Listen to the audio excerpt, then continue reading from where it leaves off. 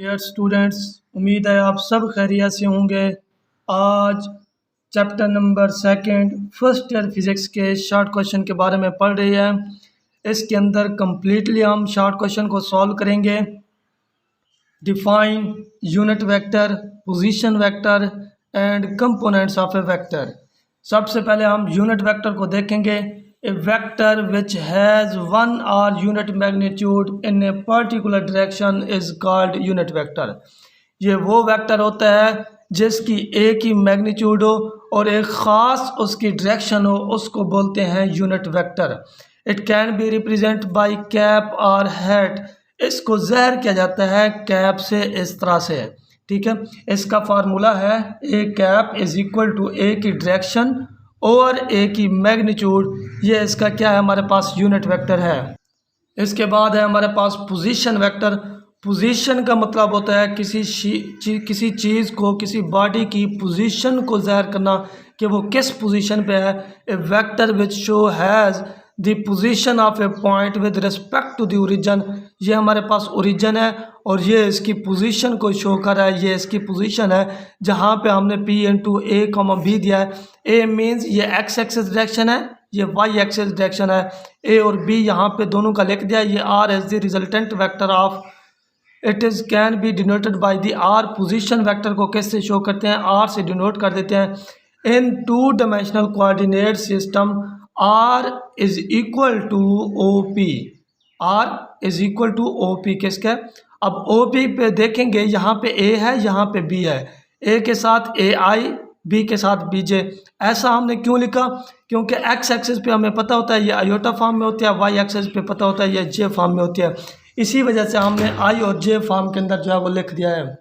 इसके बाद हम देखेंगे components of a vector. If A number of a vector making a resultant vector, वो वेक्टर जो रिजल्टेंट निकालते हैं वो क्या कहलाते हैं? कंपोनेंट्स ऑफ ए वेक्टर कहलाते हैं। फॉर एग्जांपल ये हमारे पास ये एक एक्स एक्सिस है, ये हमारे पास वाई एक्सिस है। इन दोनों का जो रिजल्टेंट निकल रहा है, ये आर जो है, ये हमारे पास क्या है? ये एक कंपोनेंट्स ऑफ ए वेक्टर है। इसके बाद है दूसरा क्वेश्चन है हमारे पास, the vector sum of three vector gives a zero resultant. हमारे पास वेक्टर हैं जिनका हमने सम किया है, थ्री वेक्टर हैं, उनका रिजल्टेंट हमारे पास जीरो है। Can be the orientation of a vector. उनकी सिमत और तरतीब क्या होगी? हमें पता है कि एक वेक्टर हमारे पास ये है, दूसरा वेक्टर ये है, तीसरा वेक्टर ये है। क्यों? यहाँ से आप देखें, यहाँ से एक आदमी जो है वो फासला ट्रैवल कर रहा है, फिर यहाँ की जानिब जा रहा है, फिर वापसी अपनी जगह पे आ रहा है। इट मीन्स उसने कोई जो है वो सफ़र तय नहीं किया। उसका रिजल्टेंट जो हमारे पास है वो ज़ीरो के बराबर है। इसी वजह से कहता है yes we the three vector makes a triangle. वो कौन से वेक्टर हैं जो कि ट्राइंगल बनाते हैं? Then the resultant is zero. उनका रिजल्टेंट जो होता है वो ज़ीरो के बराबर होता है। By the head to tail rule we get the resultant of a vector is zero. जब उनका रिजल्टेंट निकालेंगे हेड टू टेल रूल के मुताबिक, उनका रिजल्टेंट जो होगा वो ज़ीरो के बराबर होगा। ये हमारे पास रिजल्टेंट है A1 plus A2 plus A3, A1 A2 A3। इन तीनों का जो रिजल्टेंट है हमारे पास वो ज़ीरो के बराबर है। इसके बाद हम थर्ड शॉर्ट क्वेश्चन देखेंगे।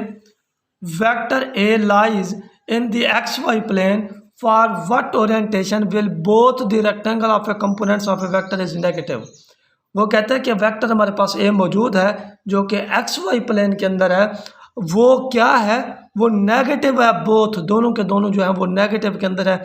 आपको पता है नेगेटिव वेक्टर कौन सा होता है? Third quadrant vector is the negative होता है। ये देखें, ये हमारे पास ये एक वेक्टर है जिसका ए फॉर्म के अंदर है, ये हमारे पास थर्ड क्वाड्रेंट में है। ये दोनों क्या होंगे? नेगेटिव होंगे। For what orientation will be the components have a opposite sign. ये दोनों क्या होंगे? एक दूसरे के अपोजिट साइन के अंदर होंगे। When a vector in third quadrant both the components of a vector is negative. अगर cos 180 प्लस थीटा लें तो cos 180 के ऊपर क्या होता है? नेगेटिव का साइन होता है। इस तरह से हम दूसरा इसका देखते हैं, the components have opposite sign when the vector is second and fourth quadrant. जब भी एक दूसरे के अपोजिट साइन के अंदर होंगे तो हमारे पास क्या होगा? ये इसका आंसर है फॉर ओरिएंटेशन अपोजिट साइन। जब भी अपोजिट साइन के अंदर होंगे तब क्वाड्रेंट किसके अंदर होगा? सेकंड एंड फोर्थ क्वाड्रेंट के अंदर होगा। मीन्स इसके अंदर और इसके अंदर जो होगा वो हमारे पास क्वाड्रेंट होगा। हमारे पास फोर्थ शॉर्ट क्वेश्चन है, if one of the components of a vector is not zero can the magnitude be zero. No, नहीं, क्योंकि जब भी कंपोनेंट्स और मैग्नीट्यूड की बात की जाए तो ये आपस में अपोजिट नहीं होते, बल्कि ये बताता हूँ no, if one of the components of the vector is not zero because then the magnitude of the vector can not be zero. जब भी इन दोनों की बात की जाए ये दोनों आपस में ज़ीरो नहीं होते। Then if A X is equal to zero, magnitude is किसके बराबर होती है, मैं यहाँ पे रिप्रेजेंट कर देता हूँ मैग्नीट्यूड को, A is equal to A X का स्क्वायर प्लस ए वाई का स्क्वायर होल का अंडर रूट हमारे पास आ जाएगा। अगर हमारे पास ए एक्स हमारे पास ज़ीरो है देन यहाँ पे zero is equal to A Y का square under root is equal to A is equal to किसके बराबर आ जाएगा, ए वाई का अंडर रूट का स्क्वायर के बराबर आ जाएगा। देन किसके बराबर आएगा, स्क्वायर अंडर रूट कैंसिल हो जाएंगे, ए वाई के बराबर आएगा।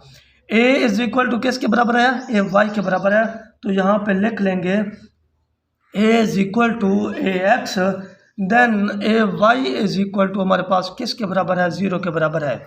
इसके बाद हम 5 शॉर्ट क्वेश्चन देखेंगे। Can a vector have a components greater than the vector magnitude.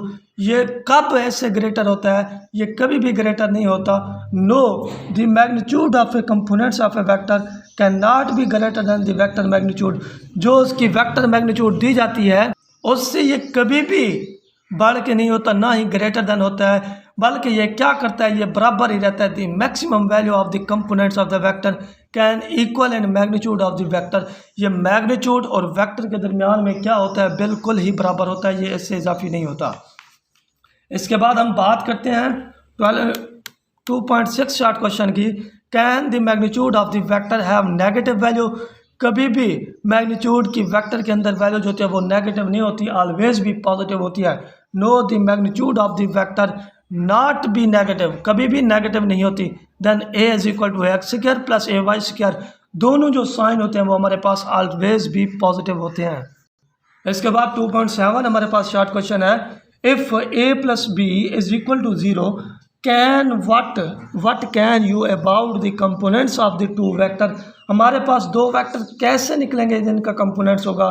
For example ये हमारे पास ए प्लस बी है, तो यहाँ पे मैं लिख देता हूँ A plus B is equal to zero, यहाँ पे एफ लिख देता हूँ। अगर हम इसको A is equal to negative B इस तरह से भी लिख सकते हैं, और नेगेटिव कंपोनेंट्स है तो नेगेटिव बी एक्स आएगा, और ये नेगेटिव है तो नेगेटिव बी वाई आएगा।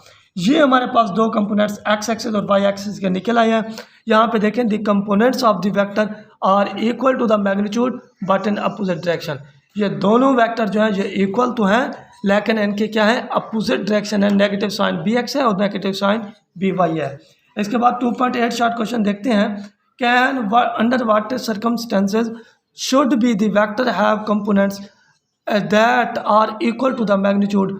वो क्या कहता है, सर्कमस्टेंसेस क्या है, मैग्नीट्यूड ऑफ कंपोनेंट्स के इक्वल होता है व्हेन, ये बिल्कुल इसके इक्वल होता है when a vector makes an angle theta 45, जब भी एंगल 45 डिग्री पे एक्स एक्सिस पे हॉरिजॉन्टल पे पहुंचे, then the components of the vector will be equal to the magnitude. कैसे, फॉर एग्जांपल ये ए एक्स है हमारे पास, तो A cos theta is equal to A cos 45 degree, then resultant हमारे पास क्या आया 0.07707 ए आ गया। अब ए वाई की बात करें, ए वाई हमारे पास पता होता है वाई एक्सिस डायरेक्शन है तो ए साइन थीटा के बराबर होता है। अगर ए साइन दोनों का 45 डिग्री हमने रखा है तो इसका भी आंसर क्या है, वो सेम आ गया है। इससे हमें पता चला है दोनों का रिजल्टेंट जो होता है कंपोनेंट्स का सेम ही होता है। इसके बाद 2.9 क्वेश्चन की बात करते हैं। If it's components to be add a vector quantity to a scalar quantity, कि दो वेक्टर है हमारे पास, एक वेक्टर क्वांटिटी है दूसरा स्केलर क्वांटिटी है, क्या ये दोनों आपस में ऐड हो सकते हैं? कभी भी दोनों आपस में ऐड नहीं हो सकते, क्योंकि ये मैं आप नीचे बताता हूँ। नो, नहीं, a vector can not be added to the scalar quantity because scalar obeys the arithmetic and ordinary algebra. Scalar जो होता है उसका रूल्स है अरिथमेटिक एंड ऑर्डिनरी अलजेब्रा। इन दोनों के ऊपर जो होता है वो स्केलर मुश्तमिल होता है। इसके बाद वेक्टर की बात करें, वेक्टर की हमेशा एक मैग्नीट्यूड होती है और दूसरा क्या होता है उसकी डायरेक्शन होती है। Vector have magnitude as well as direction, so obeys the special rule of vector algebra. ये क्या करता है, वेक्टर मैग्नीट्यूड और डायरेक्शन को शो करता है, इसी वजह से ये दोनों के आपस में ऐड नहीं हो सकते। हमारे पास 2.10 हमारे पास क्वेश्चन है, can you add zero as in null vector. Zero जो है वो ऐड हो सकता है नल वेक्टर के अंदर? ये बिल्कुल नहीं हो सकता जीरो, क्योंकि जीरो एज स्केलर क्वांटिटी होती है। Scalar can not added to the null vector, null vector के अंदर कभी भी ऐड नहीं होती। यहाँ पे आंसर लिखा है no, zero is scalar as scalar can not be added to the vector, क्योंकि वेक्टर के हमारे पास मैग्नीट्यूड और डायरेक्शन मौजूद होती है। So that zero can not be added to the null vector, physical quantities of the same nature can be added. इसके अंदर अगर फिजिकल क्वांटिटीज़ की बात की जाए वो ऐड हो जाती हैं, लेकिन जीरो जो है वो can not be added to the null vector, क्योंकि जीरो एक स्केलर क्वांटिटी होता है, वेक्टर की एक मैग्नीट्यूड और डायरेक्शन होता है, जिसकी वजह से ये वेक्टर क्वांटिटी होता है, ये आपस में कभी ऐड नहीं हो सकते। ये 2.11 हमारे पास क्वेश्चन है, इंशाल्लाह हम नेक्स्ट वीडियो के अंदर पढ़ेंगे। उम्मीद है आपको ये वीडियो जो है वो अच्छी लगी होगी। अगर आपको ये वीडियो अच्छी लगी है, हमारे चैनल रियल ग्लोबल एकेडमी को सब्सक्राइब कर दें और बेल आइकन के बटन को दबा दें, ताकि आने वाली हमारी हर नई वीडियो आपको आसानी से मिलती रहे। ओके, अल्लाह हाफिज़।